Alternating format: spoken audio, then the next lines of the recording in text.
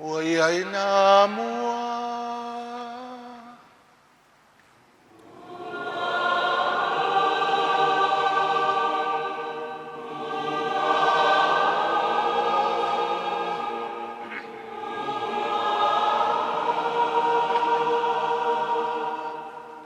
Oi aina mua.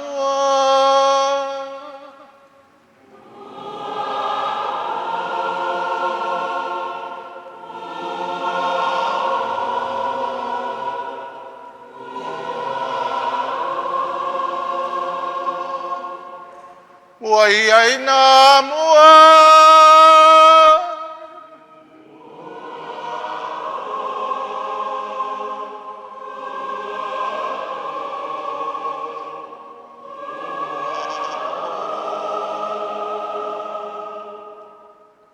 Le swafol tama, le alo, ma le anganga pa ia. Ia whatasi le alima autou. A wewa poto poto le nua le tua. A wewa o maila wo si taulanga. Tātou te ulima whatasi. E avele mua e le tua. Avele vi inga o le whaftai. A wao lana me alofa le o staulanga. Para Ponifasio, Ulugia, Kelekolio. Na ia whai me alofa mo le tātou puleanga wha ake e pikopo. O ia na au mai. O ia na toe wha manawa ngā luenga. A le uso o staulanga. O mai la ia. A fio mai, maliu mai, su mai, tala mai a au. Le pa ia o le sanctuario nei, le au uso. E fasino le afionga ia Patele Ponifasio. I le ngaluenga, fa o si taulanga.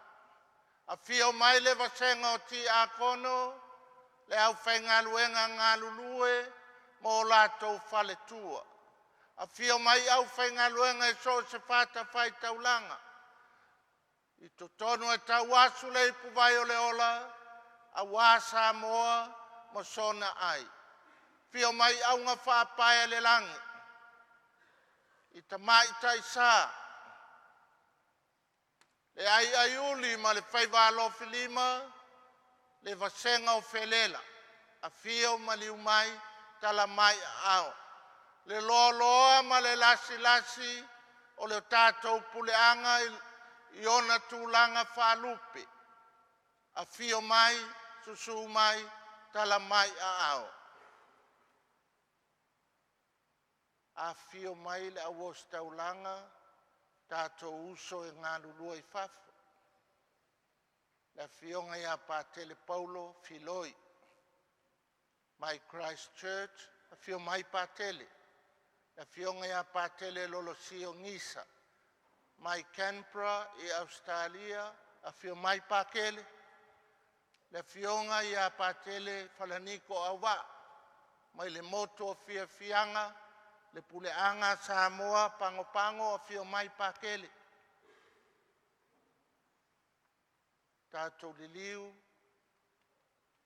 A inga ngalua, a inga ngawha, e fasino ia Patele Ponifasio, wa fea, maota malao ele malanga le maliu ma le oti, ma lo le lototoa, e le whaingo fie le motu sia o maftanga. Ia, ai maise na i o na uso matua whawhine. Ma lo le talia, o le wala au pa ia le tua, i se tasi na pele. I loto i fale, ma le fale fatu ainga tausi o lotou ainga. Ia, tātou whaia le nei taulanga pa ia. Tongi le langi, tui le whai toa, o le au ainga o le tua wase no fuanga, o le setas, o le au os taulanga, le afionga ia Patele Ponifasio, Ulugia, Kelekolio. Ia,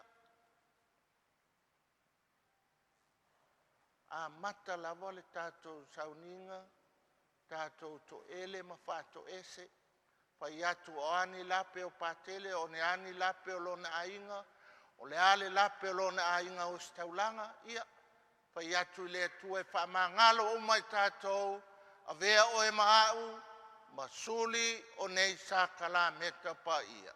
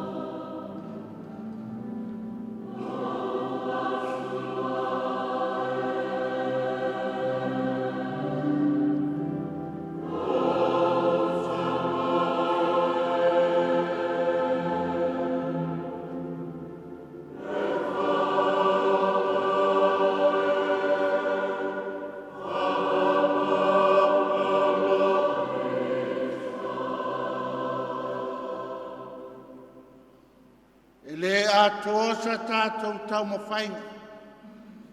E lape lava. Tātou te lele. Tātou te leanga.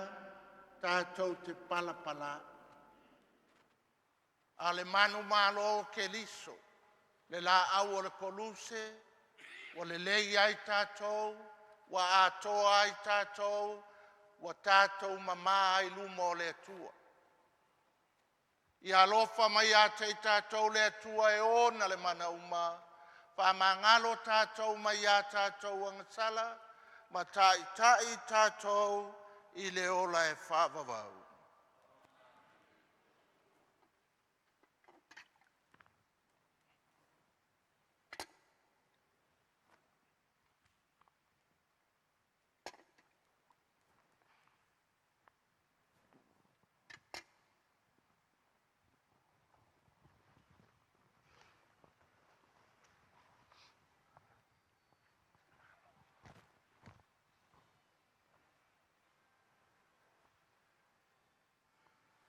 Wala ua tule Afioga ia Patele mo le sauninga o le patonga ma whailonga o le tofi o staulanga o Patele poni. Ma le whaaloana.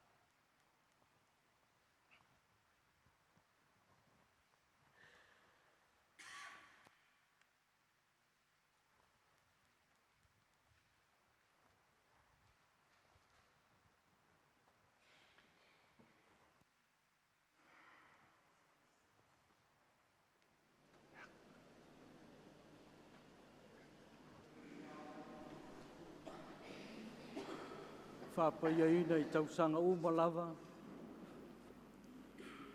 Whapaia le toi tua Iesu. E pa ia le sua vai a wā tātou sauni ngā lotu. E peo na tātou whātino i le so, e whamanatu ai le papatisonga o Patele.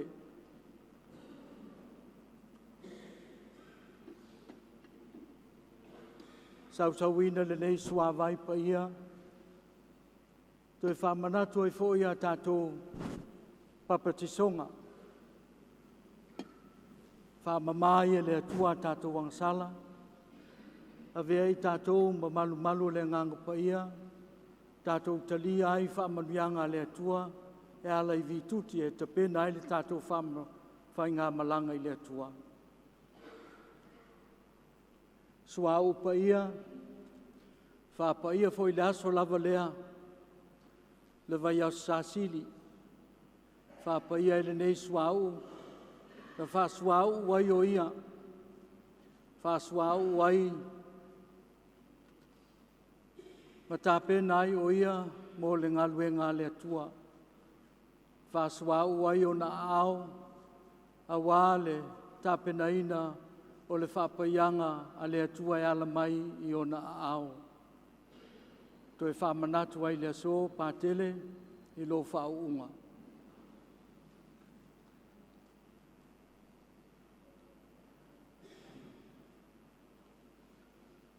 Le aso lo baptisonga, sa whala e iai o e se i e pai.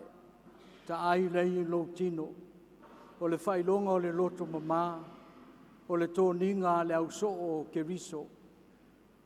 Tātou momoli o ia, e ale le so e la e iai le la e pai, o la e i o le tau samaanga.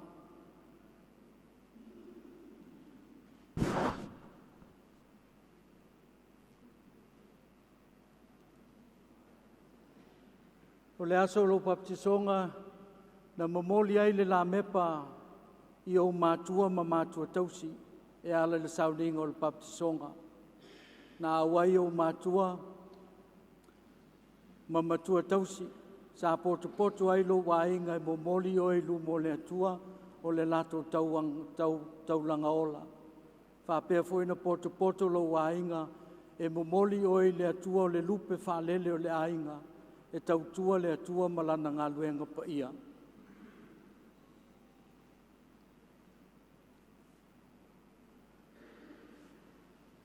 Patele lo tupu ae, o le upu le ale atua na whawhau ai oe i lo tupu ae na tai ala ia te oe e ala ia o onga le ainga i o mātua.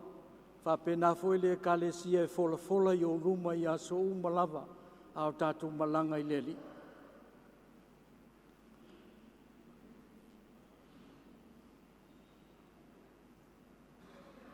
Whaauto le na au le neiro koluse na tautau wai le whaola, o le whailonga tāua mō kerisiano umalava, o le whailonga tāua mō le ostaulanga.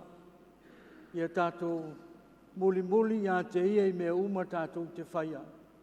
Koluse le li mātou te tautua ia te oe i mea uma mātou te whaia.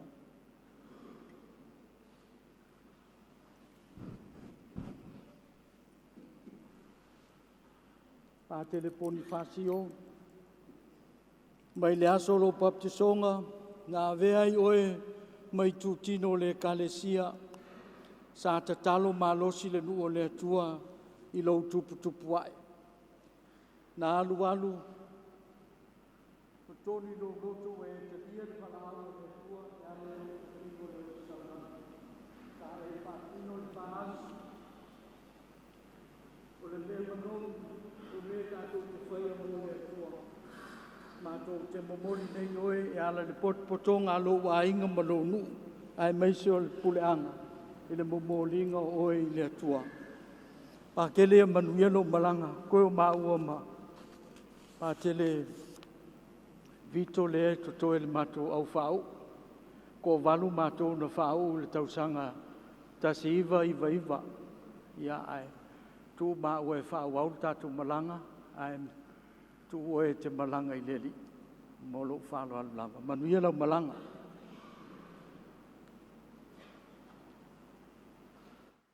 Pa i o le tātou ainga tātou tūtūlai. O le vinga i le tua i mea au pito alu ngā.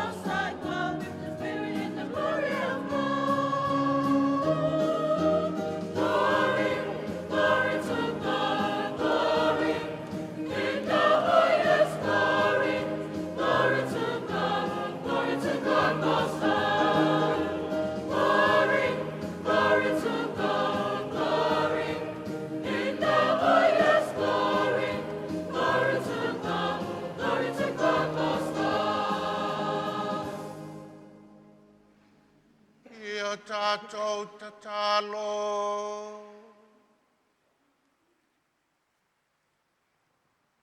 Le tue ona le malo si malava.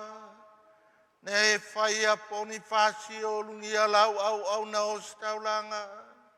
O le tai ala o lau ainga. O ia e fie tau ia na ngalu e ngalelei. Na vai malima mo lau tala lelei. Ia wai o ele fie whavavau, ma watu lau ai au ai ngelelangi. O la mātou te talo lea, o no keliso lo mātou ali i. Oh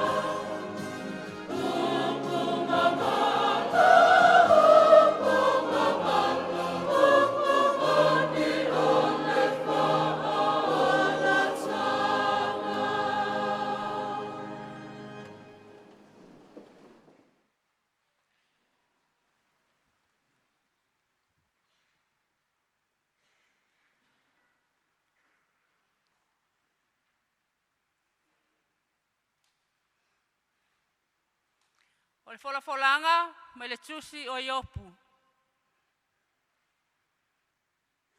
A wāu o iloa, o loo soifua le na te tongi o laina au.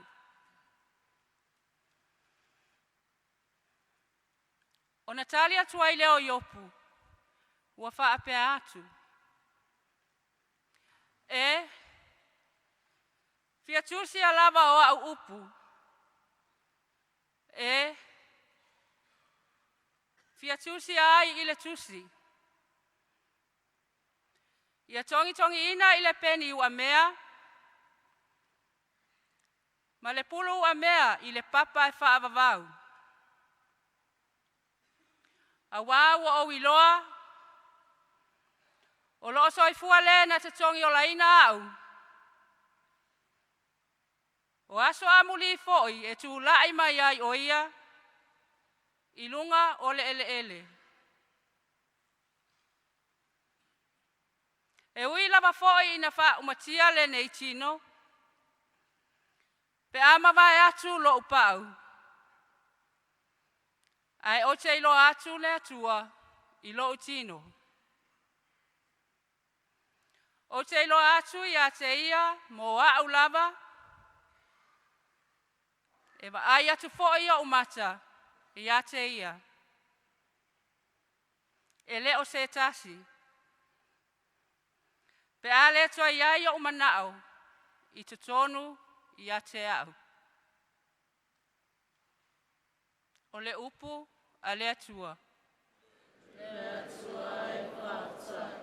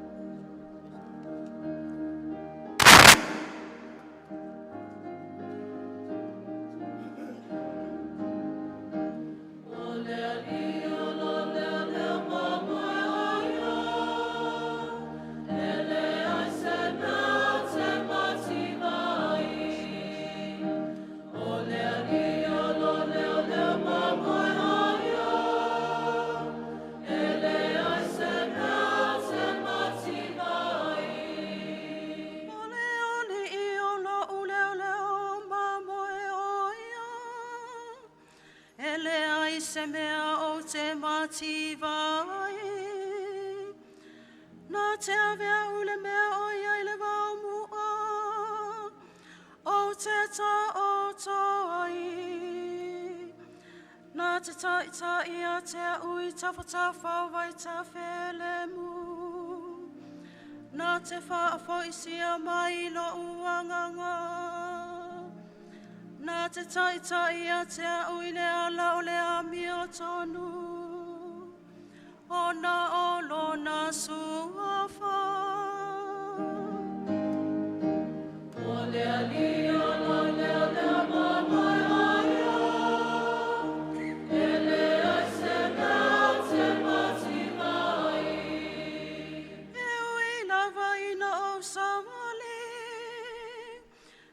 Vanu o le ata o le oti. O te le whewhelawa i se mea leanga. Awa o e tate whaatasi mau. O laula au malo to'o. E whaama whana ina i au. Ole ali ole mama ya ele se mati mai e te laula mai me ile la o ai ma i luma o e ita mai a te au ua e fa au uina lo ulu ile sua ua tau masua la uipu. Ole ali ole mama ya ele se mati mai. E muli mai a te au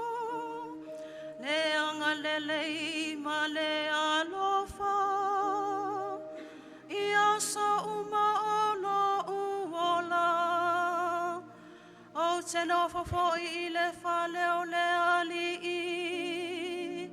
ia so e te le lava. O le ali o lo le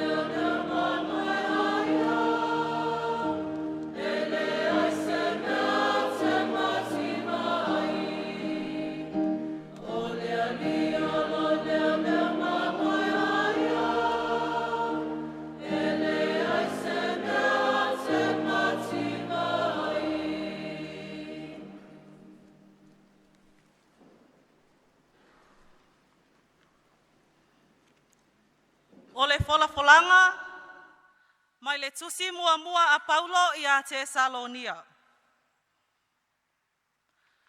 Tātou te whaatasi pēa lava ma le ali. Mātou te loto ina ia o tau I loa le au soe. E winga I e o momoe. Ina nei o tau whaanoa noa. Pei o isi ele ai so la tau whaamoe moe. Awa a whai tātou te talitonu, ua maliu Yesu matoe tū mai. E whaapea foi ona au maia e lea tua, whaatasi maia e o momoe, ona o Yesu. Mātou te whai atu foi le nei mea I a te outou, I le Afioga a le ali. O I tātou o e ola matatoe se I a Afio mai le ali. Tātou te le mua I e o momoe. Awa, e Afio ifo mai le langi le ali I lava. Ma le alanga, ma le leo le angelusili, ma le pū a le atua. E mua foi ona toe tutu mai o e uoti o ia keriso. Ona whaafua se I lea ona ave ina ae o I tātou, o e ola matatoe. Whaatasi mai lātou I au. Ina ia wheta iai ma le alii I le vāni monimo. Ona tātou whaatasi pea lava lea ma le alii. O le nei, ia o tō whewha amawhana ai I nei upu.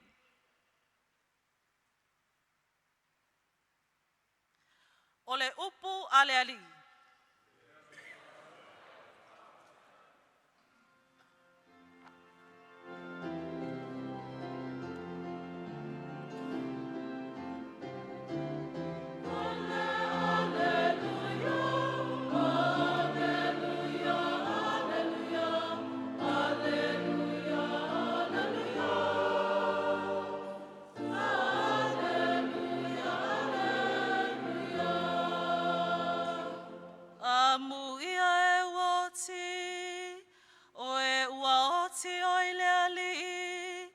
Ina ia la tau malolo ia la tau ngaluenga tinga. Awa fo ia la tau ngaluenga. E muli ia te ila tau.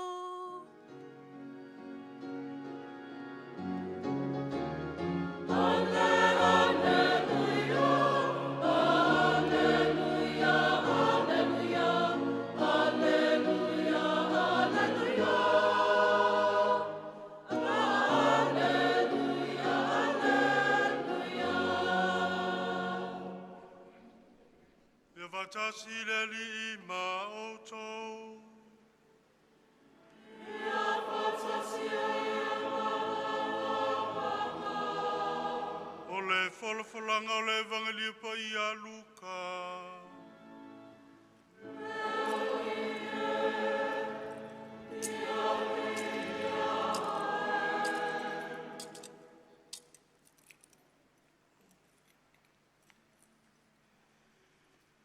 O le aso, ta te whaatasi ai ma oe I le parataiso. O le tasi foi oe na pango te tā, ua whātautauina, ua upu leanga o ia I a te ia, ua whāpea mai. A whai o oe o le keliso, ina whaola ia oe I a te oe, a toa mai maa ua nei. A ua tali atu le tasi, ua vavao I a te ia, ua whape atu. E te le matau ea I le atua, ina ua tātou sala whātasi. Ua tonu lava la tā sala, a wā ua tauia mai i tā ua e tusa ma mea na tā whaia. A oia nei, e le ai se mea e le tusa na whaia e ia. O na whai mai lea o ia, Yesu e, ia e manatua mai au, pe a e afio mai i lou malo. O na whetala i atu ai lea o ia i a te ia. E moni, o te whai atu i a te oe. O lea so tā te whātasi ai ma oe i paradaiso. O le tala lele i ale ali i...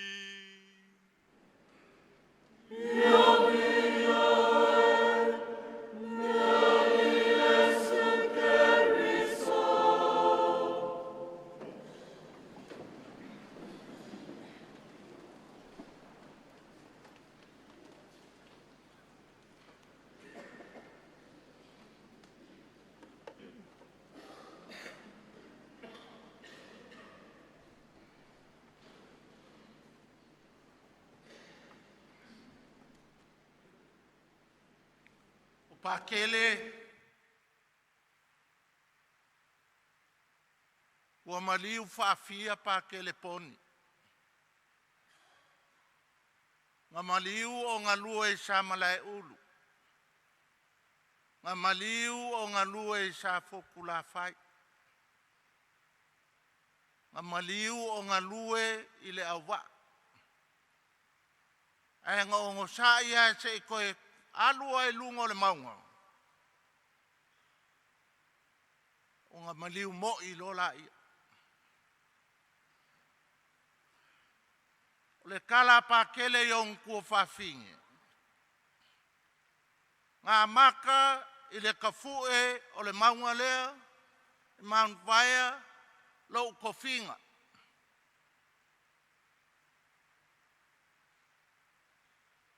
Lea ua o koe foi e whaakalofa mai maria malangala au le whaakusa i lunga i Mount Vaya. Lea ua koe ka ai ei whala ua tini pa o le uto. O si ui lea o lo uolanga wala au liaina.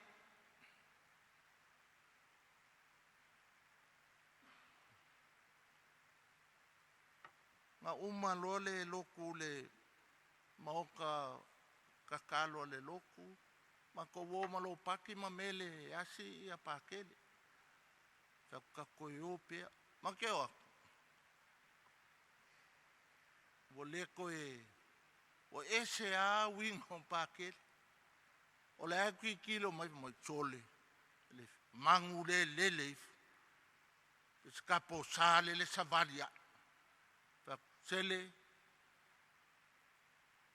anga kailoa i ngā te se seat for pakele. Ale umi leanga ese i lava le fika pakele. Anga koe come to his senses. Kangoloa, walaulia, le pecha lak anga ia mong kuwhawhinge longa ainga fia kaukala ai. E kolu mea ngā saungo ai pakele, au ke lea wakua le mea muli anga e. Au le mea mua. Ngā whaafikai pakele, i on kua whaafinge mo ngā uso, maka maiki. Wai loa he pakele, this is my time, au ke le ialu, ave le whaafikai o kua whaafinge ma whaamalo si au, they can do it. Ka pe inuma mawhau le ainga, kou ke mawhaia. Ngai a ke o kou, lo kou whaiva alo whilima ka lengi ese ese. Whafkaipa ke le lako kausinga mo ngai ia. Lua, de maua le kusi, ngai piko i kua, nga kakalo pa ke le ionga ko whawhinge mo ngā uso, kakalo mo le awos kaulanga. E nit ele ekalesia le au o skaulanga. Ka kalo mo le au uso o skaulanga. O le soifuanga o Patele. Wa lewa kele ese le kali ki ngā. Ma mako ngā lue savai e whai ama mai. E le ki apapa kele fusu lava. Ko e kuli mea Patele wanga o whea tau e alma whangalele.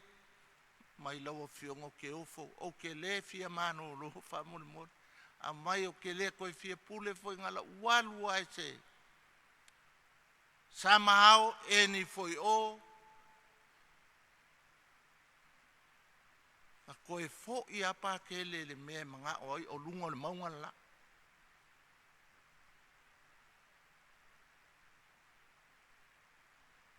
E loe le la le me ngoko ai. E sila fie le kangaka soifua. Le mea i uai o ngā aso.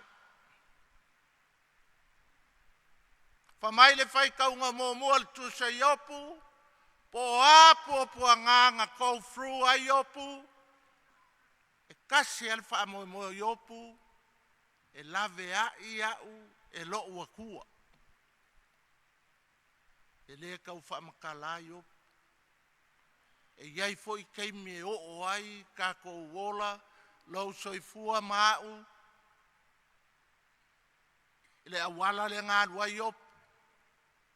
E pei o Patele, po le ale ki ngā o maikanga, ma le ngase whale tino, e le i give up, ngai loa e Patele, o le soifua, lo ua kua. O le soifua le kua e lawe a i a kia. Ngoki sa mala ulu nga maliu sa fokula whai, nga koe maliu i le au waa. Ai manga o ai kuli le mea langa ia kar kongunga nga amaka ilong kofinga. O le kafue, o le Mount Fire. Ai lengo o lo ilunga le maunga, kumkumunga, kakala lo of kau. E poko Patele ola, e poko foi Patele e maliu maoki. E lo ulava kalikongunga, o laua fōngole a kua i a Patele, sau alava ngā, wa leva ngā lua ka a alo, ma le ngase whale tino. O alu u helpe le anga mesi samle ulu ma. Alai me ke mai ai. Mai ke loa ori Patele. E ki nganga o mai le ai o le ipo le almakongu. Ala o flavor anga. O lo flavor anga. Vai usu o koe ai nga me mal mamai. O yen kaka vai usu i. O yo le o fai pese vai usu le. El Maria i or kala le kam. E ki nganga o mai le i. Po api o lo vai su le.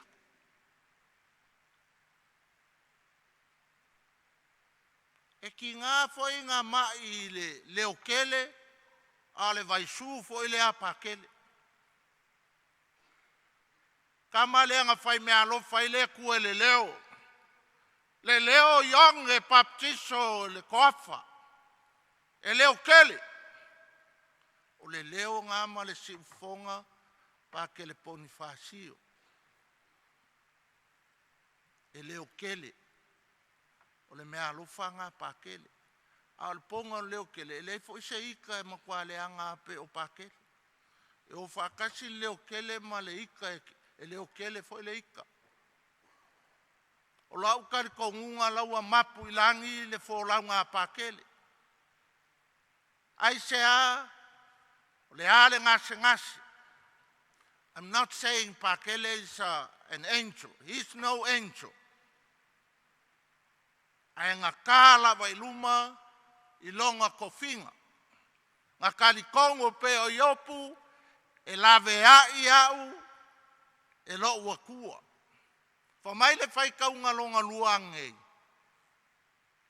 E kākou ke maua le whaolakanga, i le kākou mio mio, whaakasi, alofa le kasi le akasi, fe wha mawhana whanai. Le whai kaunga longa lua, te Salonia. Kākou ke maua me le leia le akua, pe a kākou i a whaakasi. Whakuloula le paia o le kākou a inga le manumanu, se u whaasanga i fo iuso o Patele.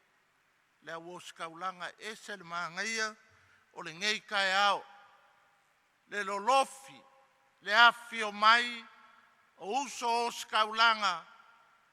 E whausia le ngei kaulanga paia, a wasi o lako uso lea.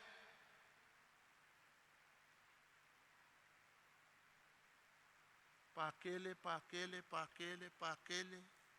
Whaurulunga makanga luenga e fia.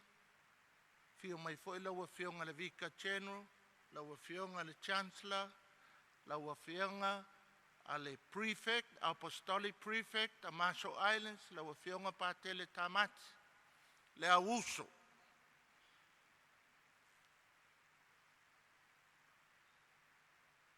O le musu a Pakele inga wakoe kei mai. Maybe after 7 days lenga alu ese ai Pakele. Wa ese arkalangoa Pakele. But when he came back,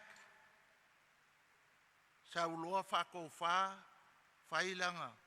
O le patu o le malimaua ko whawhinga o Pakele mo ngauso. Wa i lu i ala kou e kakalo mo le awos kaulanga. Kakalo mo uso awos kaulanga. O le malosi le o le puleanga. E sa o le leipa ke le poni le pa i o le auso. O kākou, o le afi, o le pouku. A kākou oi nganga whaa. Mengi o whainga mea le kai. E kuu i ko kongo le o ngā kongo le whaukasi, le afi. O le ale winga, o le au malolosi, o le poukule, o kākou, o le awos kaulanga, o le afi, o le sa, o le puleanga, whasa moa, ake e pikopo a pia. Le ki oa whamai Pakele i o ngā ainga, ka kalo i aso uma. Mo le awos kaulanga, o le malosi, o le puleanga. Le auso, ma ngai le whako wha Pakele i a kākou. O mai la ia, o lai apuki kākou el puleanga le lako kakalo. Le ai aiuli le whaukua Pakele ai le ialu, ngai iau kua whawhinge, ngai iau kei, aso uma, kakalo ma le o skaulanga, o le malos, o le puleanga. O kākou e whaalupe o vai malima. Au kākou e ka avale i pa ur kala lei al kākou puleanga. A kākou le lei e seki fo il puleanga. A le a koa le kākou au nganga e le malosi fo i le kākou puleanga. Fa mai Pakele poni ngai o ngā ainga ka kalo i aso uma e le au ngoa mo le au o skaulanga. O la kou e malosi e le kākou puleanga. Ia. Le awos kaulanga amu ia kākou e kolu a meanga o longa a inga le whaafikai. O kākou, ia kākou loko koa, e whaur kākou puleanga. Pea Pakele pole ale mai, e koa le loko. E le a koa foi Pakele kele o ngā vai inga, a e ngā kāla vai luma e whaile mea ma whai. Papea ngā foi kākou. E le aia ma seso kākou e se lau pasenge. Ai au mailo kākou vai e ku waku wha maile whai kaunga longa lua. A kākou i a whakasi. A lofa lesi fe wha a maa whanai. E maa losi de kākou ngai o kākou si kalami. Wai foi la ia le au ko sfurulua. A kākou whai kau evangelia. E popoko mau kākou lo ko sfululu o pekelo yange ya kopo. Male au so. Alawa ka ukamanga o le whaavai o le ekalesia. Ai sea, a whai le loko. Po le ale le a kokoanga pu e lo Yesu e fika le vai a sasili so sola. Anga koe liliu lava. Koe kaliu mai le uko. O mai fau le kala le lei. Ele i ole au so ole eniu esa o ngai. Ele ai ma se ngamo se bachelor po se master kamangai. Pat ako ki kilo kuskusinga le kalesia ko sfulu lua lea. Wanga mai forka mai sui yuka. They were doctors of the church. Not academically, pastorally. They become doctors on their own right in the pastoral work. Lea le pastoral work, lea nga fai mai ele fai kaunga longa lua. Pe a kako ngā lulua ele alofa, ma le whewha ma whanawhanai. A o or kako aso po or kako uso e a Kelekolio, o le arkala Yesu e fai mai, inga ua aue poni langa mangawa muli fa mai Yesu o ngei poni o ngei ka ke wheloa i e mo i palataiso fa pe ngā fo i kako po au kako le a komoro kako vai le ngā kula fa alkangaka o mai o leu fa mai poni longa ainga ka kalo mo uso o sikaulanga o le malosi lea o le kako puleanga. Kwa ia kalikongu ale kala le a Kelekolio. Le uso o mai e fau. E le ase so kako e kele kako kuspasi ma kako degree ma tilili. E kako wo ia pei kako o le ko sfurulua. O le au faiva. O le au faifa koanga. A whai ngā luenga le ofiso la fonga mā kaio. O kale i kangia o le ngaoi. E ngā liliu ale vai o singa. Whai le ofu fau ia ke liso. Whapea ngā fwoi kākou. Leua kakalo poni malonga a inga mō kākou. Ia kākou vai malima. Whai le loko koa. Ia sorry le wau kalangoanga mākou. Le pa i ai or kākou a inga ngei kai au. E anga o le os kaulanga lea ka akia mai i.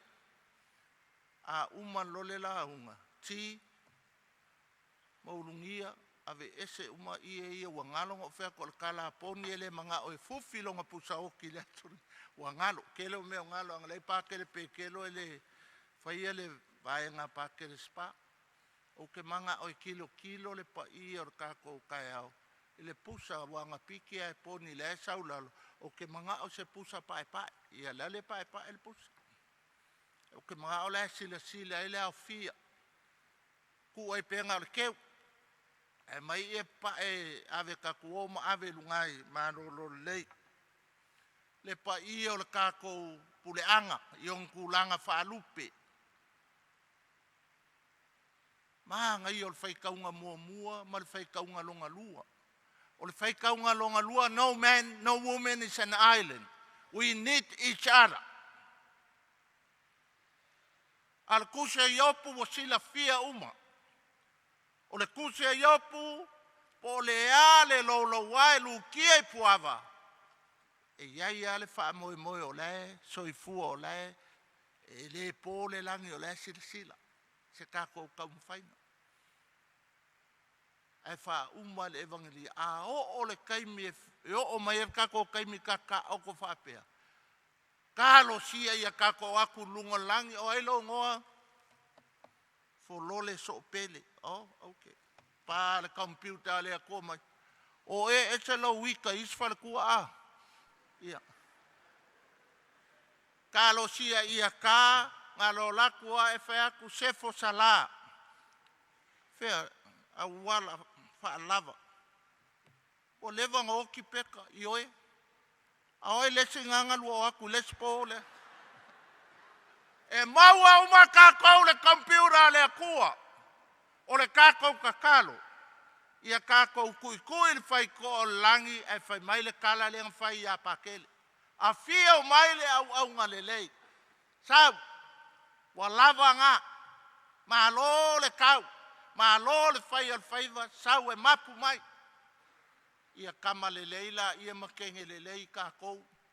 Makai, o le wharekua, o le kausi. O le whelela, o le kākou uma ki a kongo ma.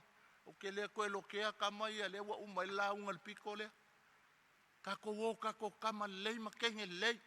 A o mer kākou kaimi e kui ia ngar kango kwa pekelo mpo. Ting ting.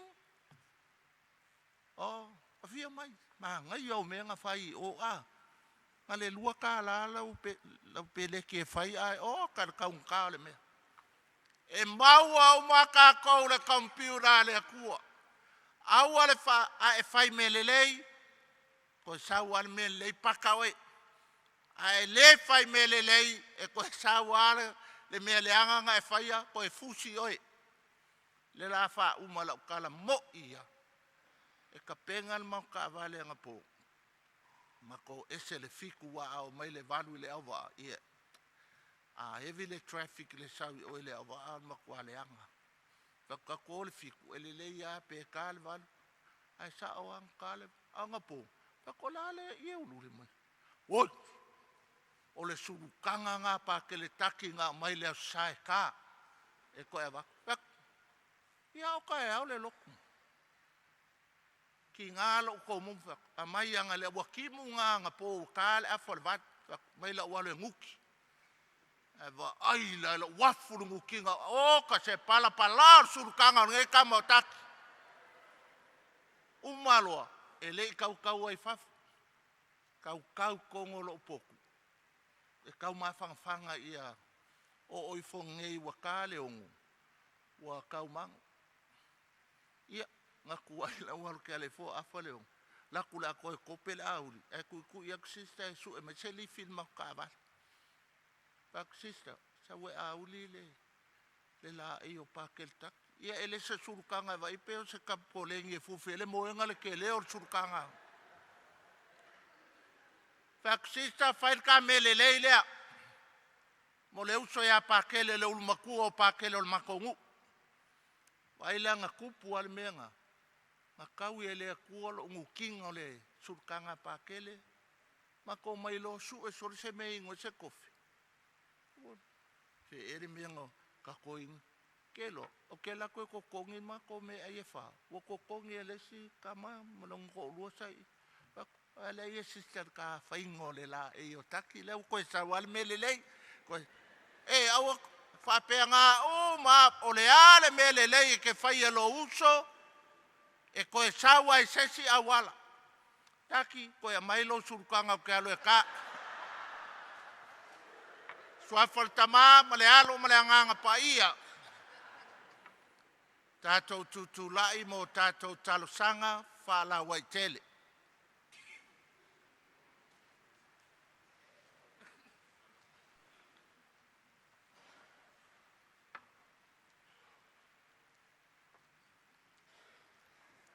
Tātou talo mo tātou tama pa ia, Pope Francisci, mo nausa e piku po umalalai. La tātou o lenga lea di ie. Tātou talo mo whaao, tātou e kalesia e Samoa nei. O nausa o si taulanga, le au no fuvoto, whaapea ne au whainga luenga ngā lue i so si whatawhai taulanga. O la tātou o lenga lea di ie. Tātou talo mo ngā umo tātou a inga o maliu. Tātou mantua whapitoa le nganga o la Afioga ia Patele poni. O la tātou o lenga lea di ie. Tātou tausia le afua mai maunga. Tupulanga talavou. Whaapea le whanau iti alo tātou puleanga. O la tātou o lenga lea di ie. Tātou talo mo le upufolfola sa ala ina ila na au auna. O la tātou o lenga lea di ie. tu whatasi tātou momoonga, ma le whautua talo le tinapa ia. Tātou whape ifo, se o lofa le sina.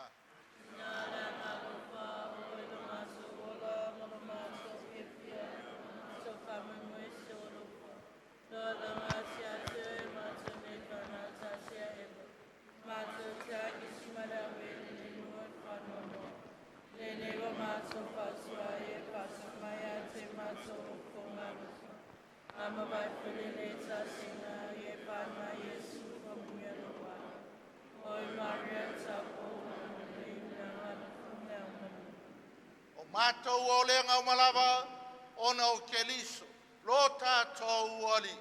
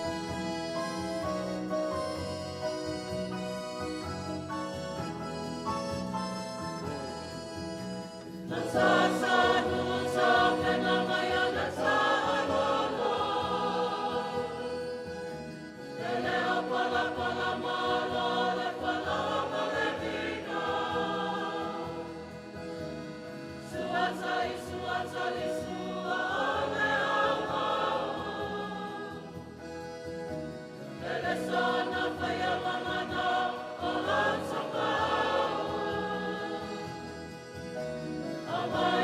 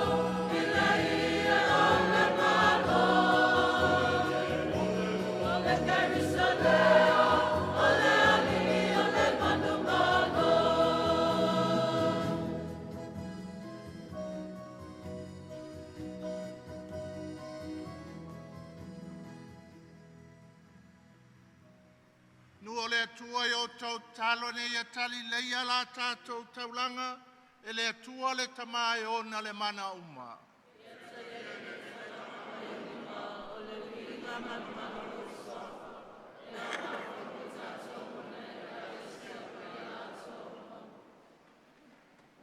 Le atua e o le malosi umalava, ono le nei tali suanga ia maua. Patele Ponifasio Ulugia Kelekolio o lau au auna o le ostaulanga le fia. Mo le whaavavau i le whailinga o le misterio lea ua au auna i ai o ia i le whaamaoni i lona tofinga. O la mātou o lenga lea o no ke li solo mātou wali i.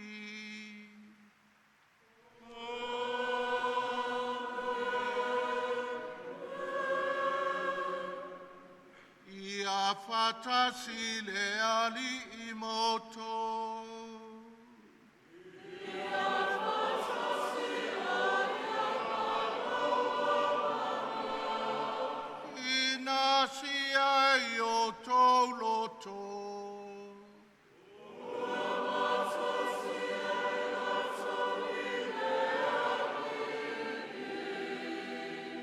Ia tātou whaftai, le lilo tātou atua.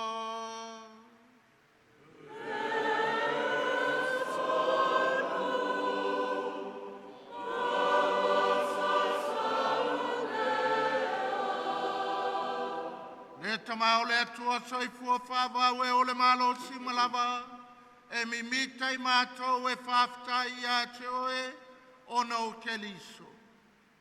O le oti, o le tau i tonu lea, mo a mātou angsana. Peitai, ao i ne mātou oti, o lou anga le lei e toi whafo i ai mātou, i le ola, i le maftanga ma keliso, e ona le manu malo, ua avea mo mātou whaolatanga. Mafuanga i mātou whatasi ma angelo marka angelo, au pai au mai le langi, au lātou suina la lātou pese whai tu mau, o lovi inga.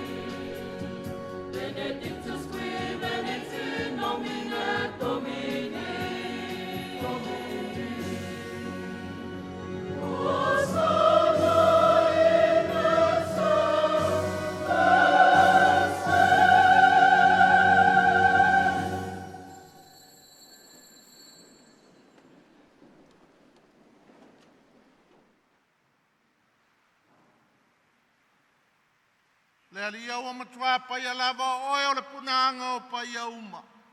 A wina mai lo wanganga e whapa ia nei mea alofa. A vei lātou mo i mātou o le tino, ma le toto, o lo mātou wali o Jesu Keliso. Au leitu i nātou ia le oti na ia tali e lo na lava mali e, na tango ia le areto ma vatu ia te o le whaftai, tofi e ia la reto ma vatu lo na usoo ma le whape atu. I nāwhtango fia ia i o tau ma lava ma ai, o lo tino le nei, e fo ina atu mo o tau.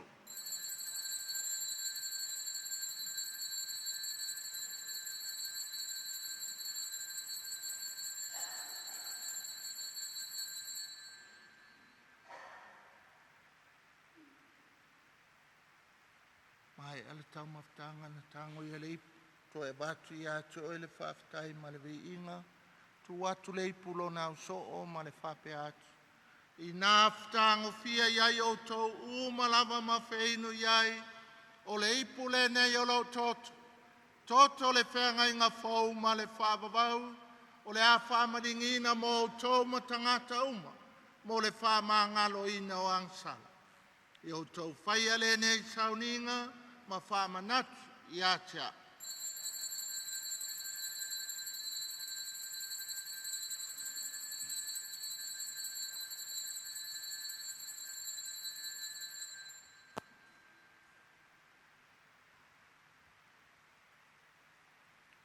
O le misteri o le whātua tua.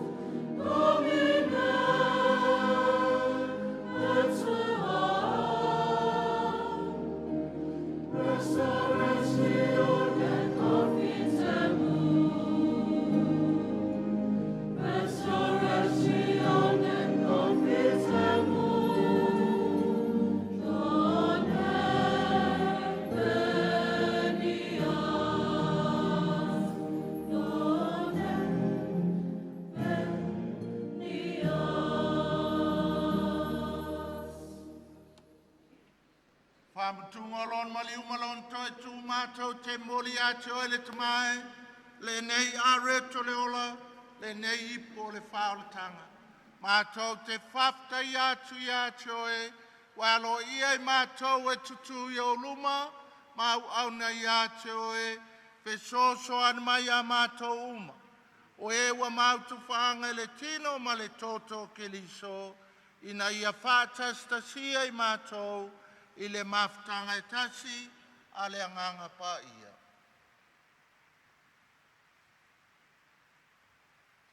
Lea li ie manatua lawe ka le sia i le lalulangi atoa. Ina ia mātou la i le alofa whātasi ma wharani sisi lo mātou te mapa ia.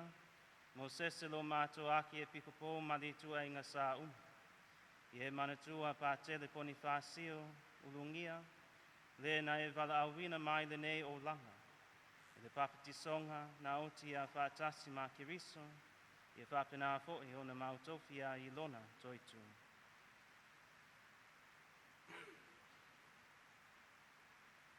E mana tua mātou uso ma tō whawhine, o fwoi atu le lātou malolonga ma le wha moe le tue tuai. E talia i lātou uma i le malamalama o kiriso. Ie alofa mai a te mātou malawa, e ia mātou ao ngā, mātou te awai whaatasi le ola e whaapavau, ma Maria le tina tau po o le atua, Iosefo pa ia le awapu stolo ma le aupa ia uma, o e na whaatinoina lo fina ngalo i tupulanga uma. Mātou te fia vivi, ma whane ne whaatasi mai lātou i lawa fio, e a lātu i lo walopele o Iesu Keriso.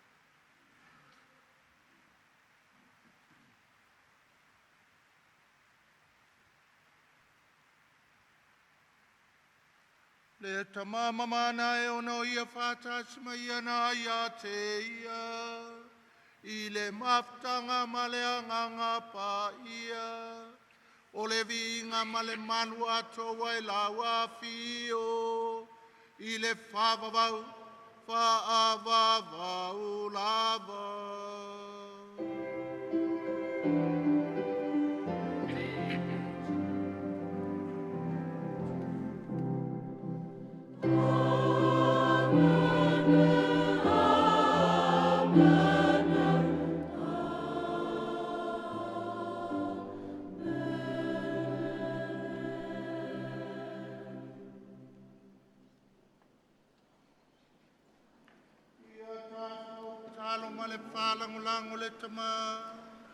Le tatalo na wa o ke liso mo i tatou.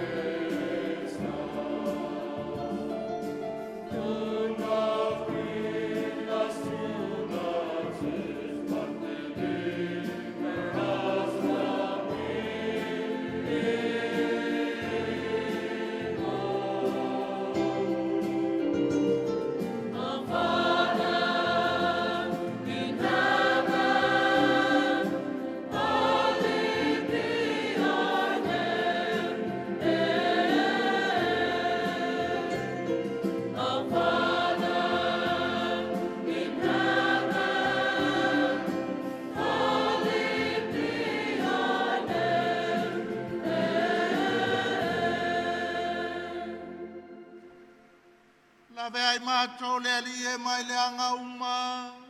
Au mai a mātou le file mui o mātou aso. I lo ua lofa muti muti vale. Pasau mātou mai le angsala. Pui pui a mātou mai atu ngarunga uma. Au mātou whata tali atu ma le wha moe moe fia fia.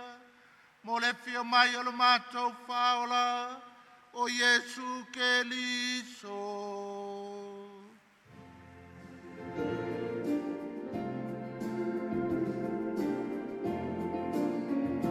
For the kingdom, the power, and the glory are yours now and forever. Le ria Jesu Keliso nge whai atu lau apostolo. O te tuatu ia te o tau lau filemu, o lau filemu o te foa ia te o tau.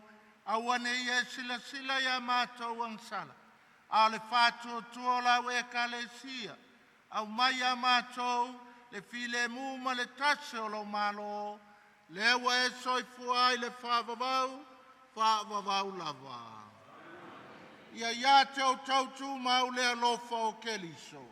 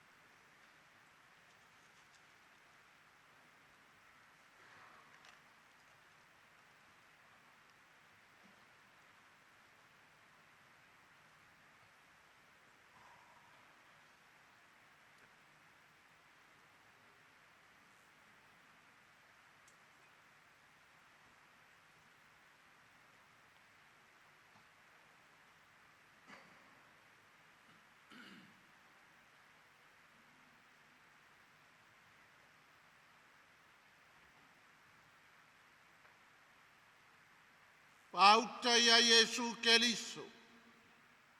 Pauta ile na te veseanga sala le lalolanga. Amu ia o e mau ua walau lia le tali suanga le tamai mamoe.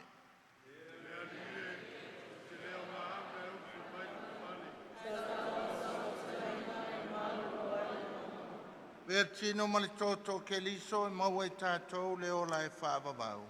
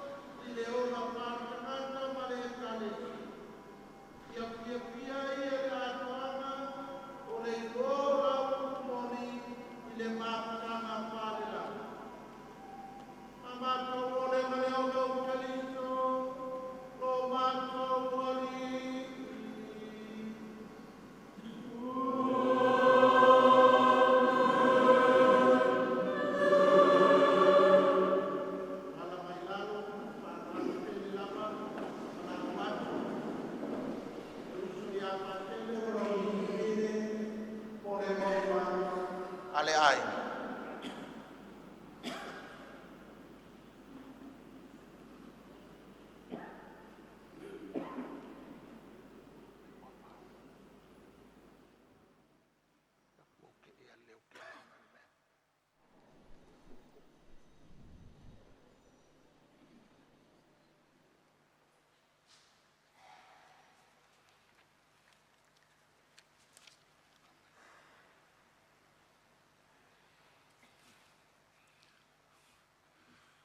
E mangaku o lea ua mai au ngā whaalele le rupe mua o le wholaunga o le wasa o le ainga o le kua.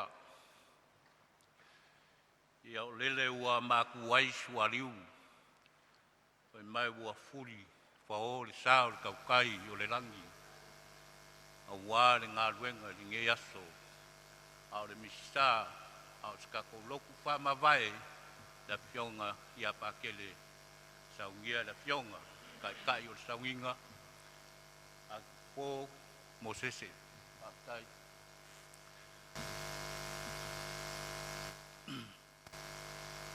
O le whikarainga la le moku salaia, pai mai a le leao mai ngā ngai, o ngā solo kuai leo ao mai ngā ngai fo. Wa o lele ua whapea o ngā kāra mai le rangi le mamalu o le kua. Dia lava le vangi ngimo ma le lau ele, le mamanga o ngā ruenga o ngā au. Ngā leo wa mumuri mai i le soifua le au wai ngā ruenga. Pa pia sa moa wa poko le ngei kai au. Ia, no ia ngau whakulou. Ia pio le Eucharistia pa ia. Whakulou le kai o le saunginga la wafionga la ko mo sese. Whakulou foi mo whawhiruai. I mo whawhengainga o ao ki a kongo mo laku parikua. Ia e kaingange pa i o sa mo pokopoko i o ngā kupu moe. Pale polu o kofinga, ka pa au mainga. Parikua makausi. Ia e kaingange wo mai masangi, sio olofa, ka alufalava. E mga kuringa i kai au dade koe valua sa mga kufa amkalanga. Kari kongo leo waka oko ai ulpanga sa ma whainga. Mau kouku kele, mau kouku kaulangi. Pa ia whane malo. E o iai se leo ni ngei aso, e kumau pea e o le whau. Ai wau kula iak, o ke mangaku o le mori mau, le ngei aso. A kou sila le pukarame lea, o le kaumwhai e sefe le kai. O le ngāolo wako e o mako makua. Ia ma mako ku whawhinge, ia marimesa o au inga ai la fionga pakele. Mangu lo kako kaimu. Arau kaumu whai e. Ea wako ko mai inga ia whaasau.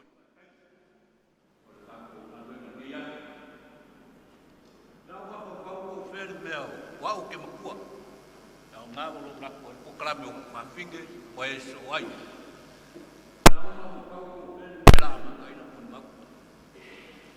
I soi whanga ma le kupu tuai. O le uso ngei.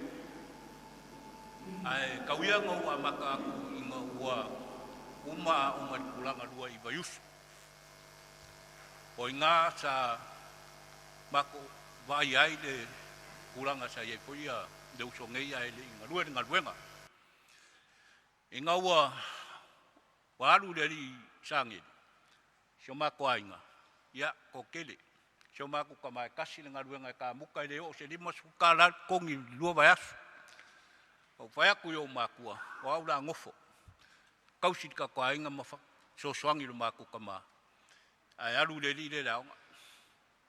O ke le koe kaukala la i kua le kaimere i aru le laonga sa i whaianga me varea sa whai. Kulau ane maru le kua. Ai lau kaukala le kaiminga aru ai lo le laonga. Nga whape ngā le nga whai, ngā whai ngā ruenga makausi so soangi o makua. Ko nginga o pidi o lau ka mai kai lea, ia mareuso lea. Inga waru lea o ngā redi. Sa iei whare kongu, sa iei lape.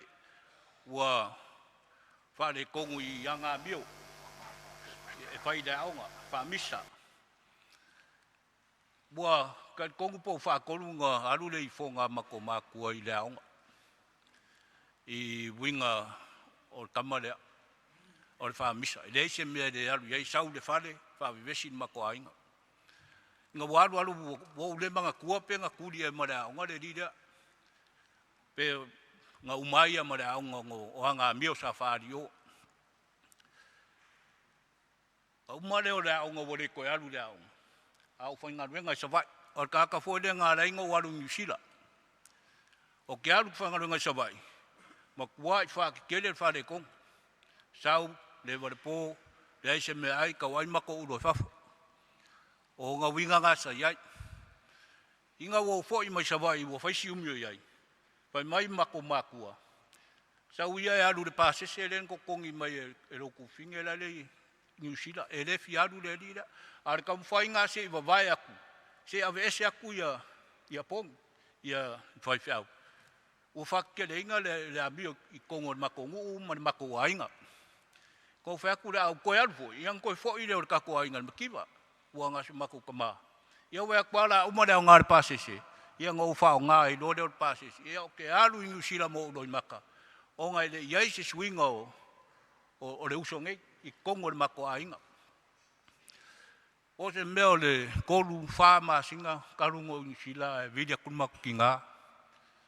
E mai. Po o maualo kong. O lela o wha makalanga. I le swinga lela iai. O whaku le pe a sha, e mai alofa mai, E mai se kupe se whakauangi lava o le li le alu le aonga. Whakupo le ale aonga. Ai whai mai le la alu le aonga whawhai au. Ia, whapakele. Ia au aka afofa kulo ki ngā. Wale anga lo ulu. Whawhenga whai mai alu le aonga ngō saungi o sa sao whaafili anga. Koe ko mai ngisi vai asombo ngisi masinga ngai koe vidi mai lea. Mai ua le koe alu se mea. Ngale ngofo ale fale ma ua koe alu ka whao. O kei loa po se mea o le ongo fiku masinga. O whaapea ua le koe alu se mea. Ngō lo lea ua iai le suinga. Ale fesiri. Whai mai sa whai le miki. Kala lea lo makua sa whai langa miki sa avea o ia ma whai au. Sa whakomi o fo ia kangaka. Ia o le miki la lea. Inga walu walua kausanga. Koe mau aku le skefongi. O le kol kausanga la asa ungi ia le usonge I loma. O le sifuru kausanga. Ia o ngā lasa se lau pasenge ai. Le mawhau. Ua suia le usonge I. Ua kaungu ulanga miki. Ia mafuri kua leanga. Ia e alu loe kaung whai a wārenga luenga le kua. Ia ka kia la le uanga lue. A se I o. Fo I mai se I o mai ale kaimi ngā luluki ai o ki ngā. Ia o mai se whamakalanga I ngā ua ki ngā inga. Ngā mako mai kausanga o kua whai a mako sau whai. Mako wā ai ai ele o kūlanga le lei. Whau kua fo I ai wākwāre maru o le kua. A whai o le mea leng whai kurfo mai e wha maru koko. Whai o le opse ngā muli. E le uskai, e le whaalongo. O mako e fo I lea o e wawai mai. O whakere I ngā le mai o le whaiwheau. O koe sau fo I lea ngā leo ngoa so ngō sau ai. Pēla o lau sau ngā la leo sau a wai le whare mai. Ua wha marong koko. Sa iai suinga. O le siaso. O whare kongu. I ngā walu a malo a ki ngā inga le vai aso. Ngō loa o ke le maua mai. Sa maua la ua wangoa o ke kalangoa mai ai. A o ia la longa ingi upu e whai mai. O whamalosi ai mo whaafikai ai i anga ngaruenga umai kongo le mako ai. Ngā mai sio le ngaruenga sa ngarue ai. Mea le lei uma sa ai e sa ungia. Vai aku whakele o lewa ngalua kauma le mai. Aua ki koe whakali mai.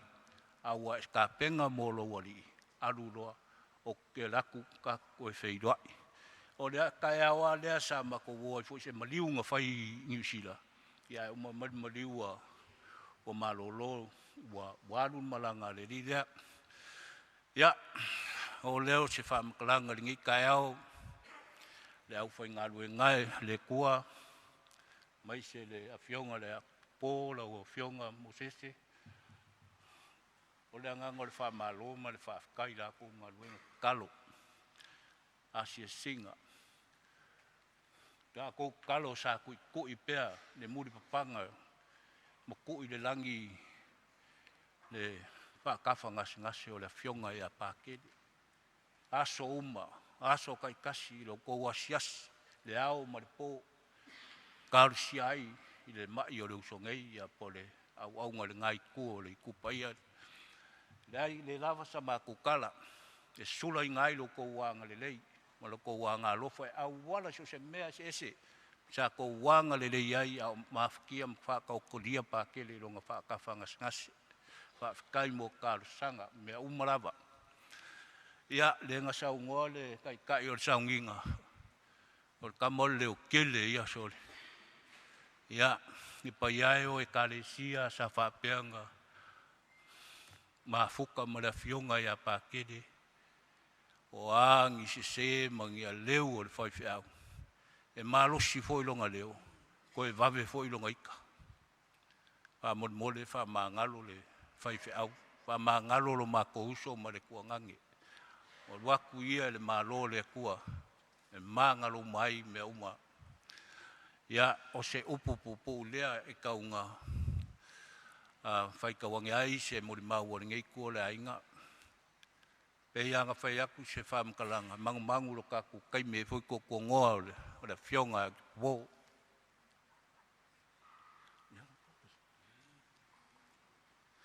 Ia, momori aku le whamalo ma le whaatai. E pai o sa mo poko le ngai aso le malu le au whainga luenga. Wa ia ma mawalunga le ngai aso ko e kaimi muri o le mako uso. A le kuanganga le fionga e a Pakele i le whonga e lele. Na whao maku le mori mau isa mako pese. Ia ngā wapulele le au whainga luenga. Ia wale whainga le sauinga le ngai kai au whaatai. O taimi o le tinga inga o langa whaalongo i ona mai. Ia e whaia kua video call i ngi usila ia mātou. E pese anai tamai sa waso. Ia mauso fo i malato whanau. Ale pese le fia ia Pakele. Sa fesili ia la ko pela ke i loa le winga kusia i le pese. O le... Whai mai o lalo lava o le talie. O le ima ua le mai la u... Ai pe whaapeo i e asali li waile tuspa ia i le ngangana Samoa pe a ia au leo le ato atu ia pe whaion tato pe pese umai ai mai o la lava le talie i talone o le whalavali na monono ai o ni o le komisi o tau o le pamaunisi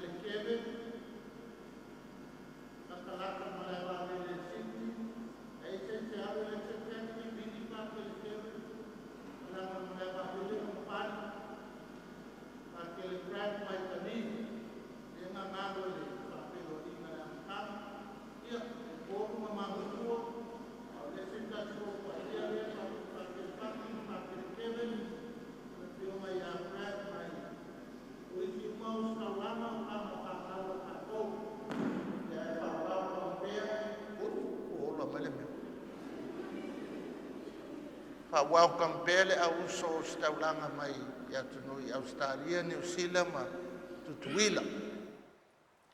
O la ukala longa lua e whai a poni wai ku uroi lalo le ele ko mwhainga kalaku Pakele. O lea wa e alu langi o le iloa les whai au e katsel pule anga. O lea foi la afio Patele ta mati Maso Aile. Wa ngalong ka ua kia oe anga kofi whaakasi ao e kofi mai o ele koe ke lak. Ai kofi mai ia ta mate Pope Francis e alu e vea ma Apostolic Prefect Marshall Islands. ia mangkue foi pakele tamati a walela ku ua foi ka kou. Ia e foi se kaunga whailoa ke a pakele poni. Pakele la whaele ke vanga lewa ave mavika channel ale kako archdiocese. Pakele palta sala leota o le chancellor nga lewa a makale officer as we begin last week. Ia poni alu ele leia ko finga e fai.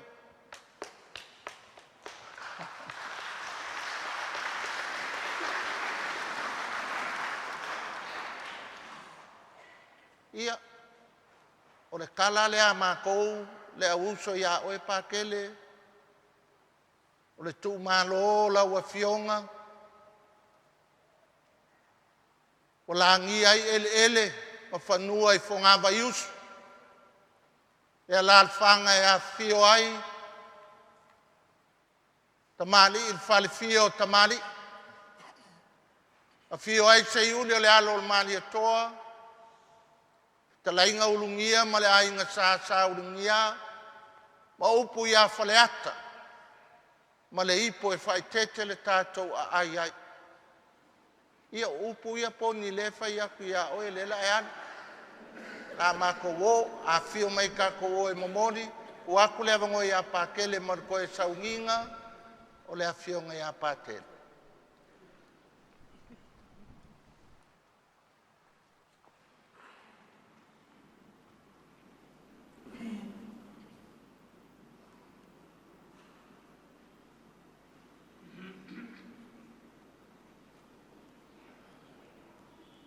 O le itoe, tua le nei toe sauninga.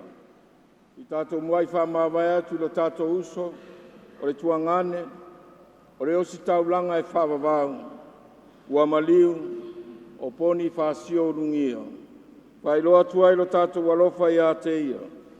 Whamawhanawhanai fo i tātou o whawawau. Whamarusia i le whamoe moe ma le mautinoa. E toe whatasia i tātou le alofa o keriso, manu malo, wa toi lalo ai le oti e whawawau. Tātou whalolongo.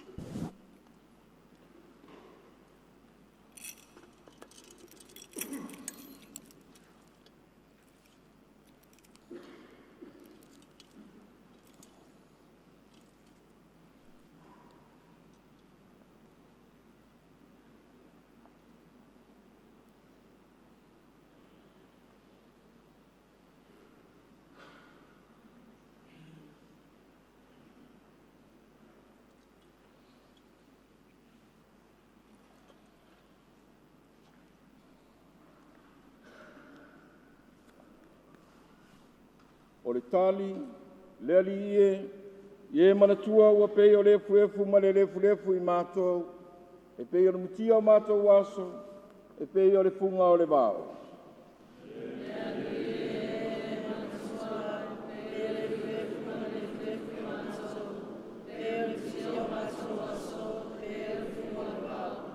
Le ali ua malingi lau toto mo le mātou uso si taulanga ua maliu, o lau o si taulanga. Ie tali leleia o ia i o luma. Le ali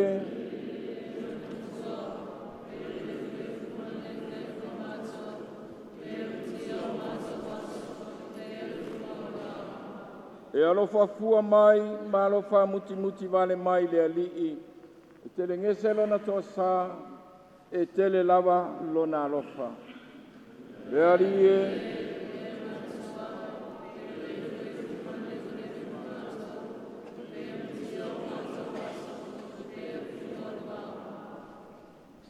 i tātou te talo, le tamae, o mātou tuina atu lo mātou uso, o la uosi taulanga i o ao, o mātou tau fifo i e toi whatuina o ia i le aso ngā tāanga, whātasi mai lātou uma na māli liu o ia keriso.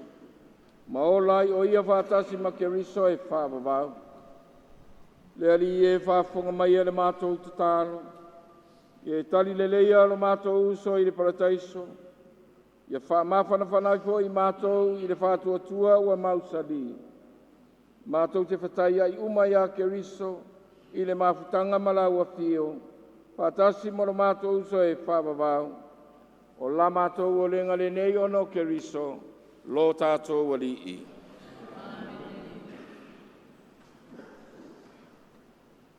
Ia whātasi le lima o tō. Ia whāmanuia mai le tua e ona le manauma, le tamā, le alo, le anganga pa ia.